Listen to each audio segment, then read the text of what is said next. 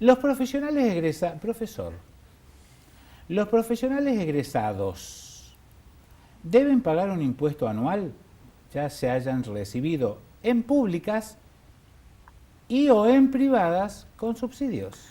Esto parece una cosa de preguntas y respuestas. ¿Cómo bien? Mirá, ¿Se la formula? ¿Entendió la pregunta, profesor? Sí, sé que hay una... No hay múltiples choice para No, que sé no que hay ande una diciendo experiencia... cosas por detrás. No, está muy bueno No. eso.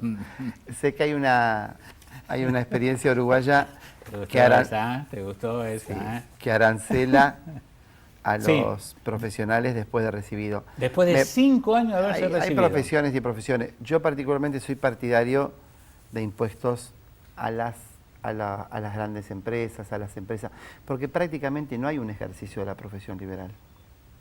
Digo, ¿cuál es la vara de aquel que va y trabaja y se proletariza y trabaja en un hospital público y que está con un sueldo de asalariado, sea médico o de un trabajador social que a veces tiene un sueldo menor? Digo, me parece que no pasa tampoco me parece que hay que trabajar sobre impuestos directos que sí tributen al sistema educativo. Yo estoy de acuerdo. El sistema educativo, genera valor. No genera un valor directo como puede ser producir una silla, fabricar una silla o una siderúrgica o una fábrica de automóvil. Pero para que eso funcione hace falta altos niveles de conocimiento y de formación técnica que los proveen. Entonces son esas empresas que se valen de ese conocimiento las que tienen que tributar fuertemente para que el sistema educativo se sostenga. No pasa por los impuestos en términos individuales. Para mí es una concepción muy liberal y regresiva y que hace que muchos profesionales en algunos lugares donde suceda terminan hipotecando una parte importante de su sueldo, afectando sus derechos. Yo creo que tiene que existir y que por ser Argentina 10 años y todos aquellos que nos hemos recibido en la universidad pública y aquellos que se han recibido en universidades privadas subsidiadas también. $100 al año, 110, no sé qué, pero creo que esta emergencia lo hace. Ato a lo que usted decía, lo siguiente. Si la educación forma gente para transformar la realidad, profesor, y obviamente tiene más herramientas un abogado, un médico, un ingeniero, un profesor, que aquel que por las circunstancias de la vida no ha terminado de la secundaria o la primaria.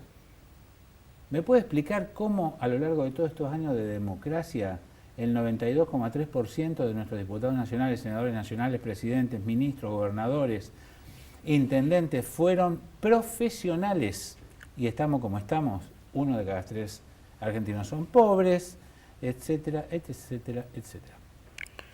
Me parece que habla del fracaso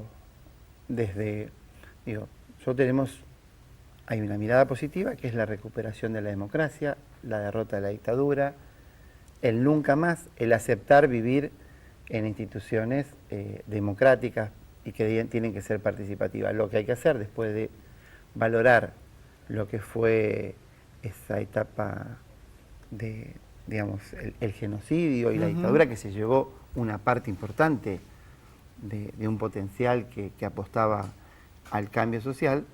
Me parece que sí es un tiempo de hacer un balance claramente de lo que ha significado la clase política, muchas veces casi casta política, porque se autonomizan de la vida de nuestro pueblo y por eso pierden relación con lo que le pasa a nuestro pueblo.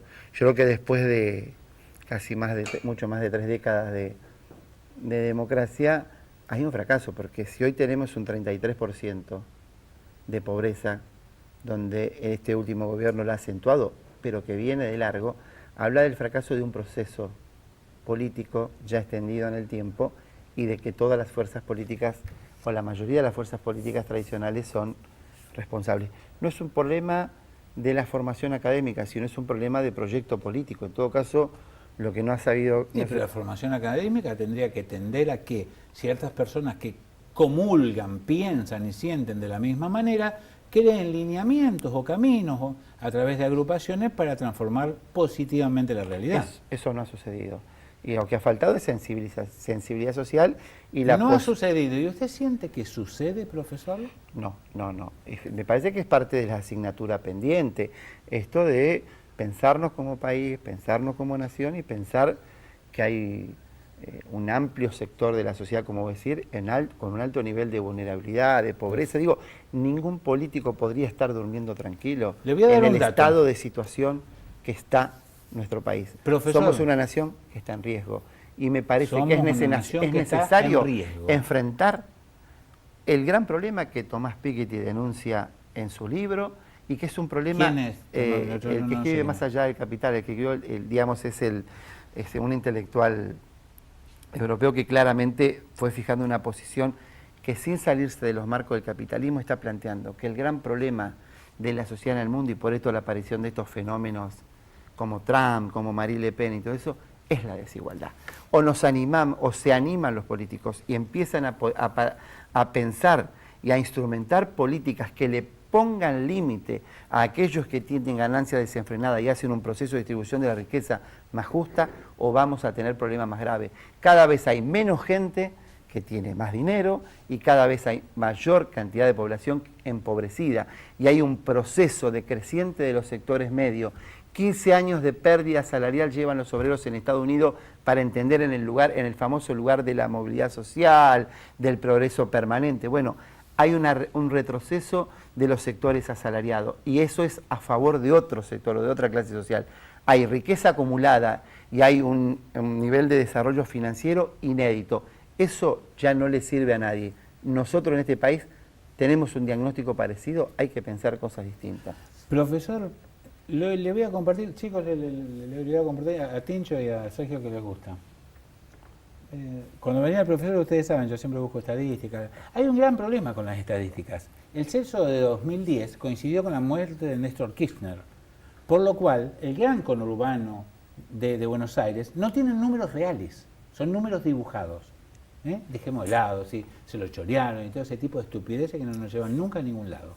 Bueno, a punto tal que si uno busca y le gusta en estos temas, va a encontrar que hay números de 2011, o mágicamente, ¿no?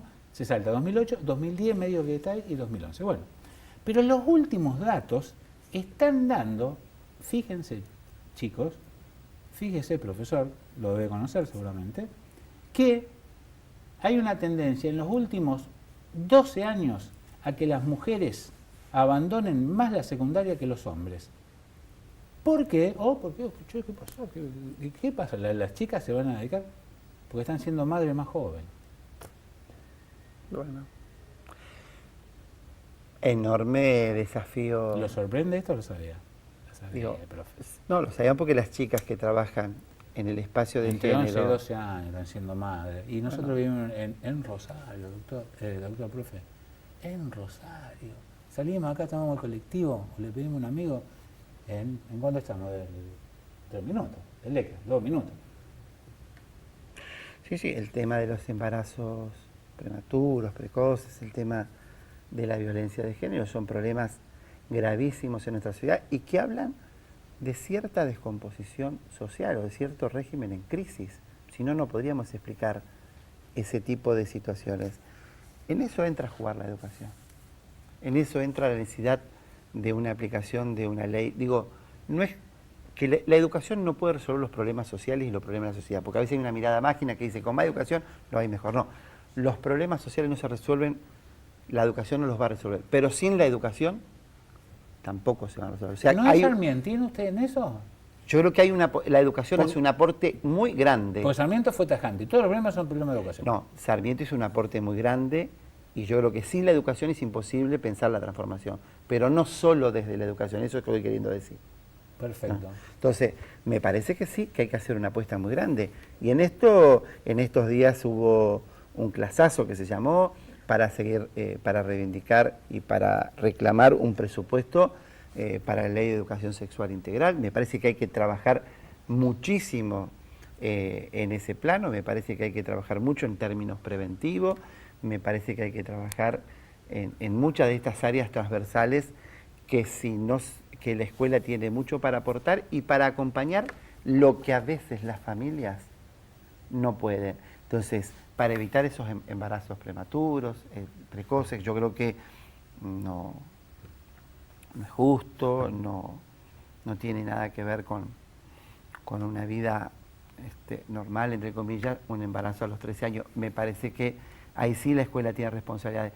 Para eso hace falta presupuesto, hace falta inversión para que llegue a las escuelas todos los materiales necesarios, para que se creen las horas con los profesores necesarios, porque la escuela puede ser es un aporte significativo.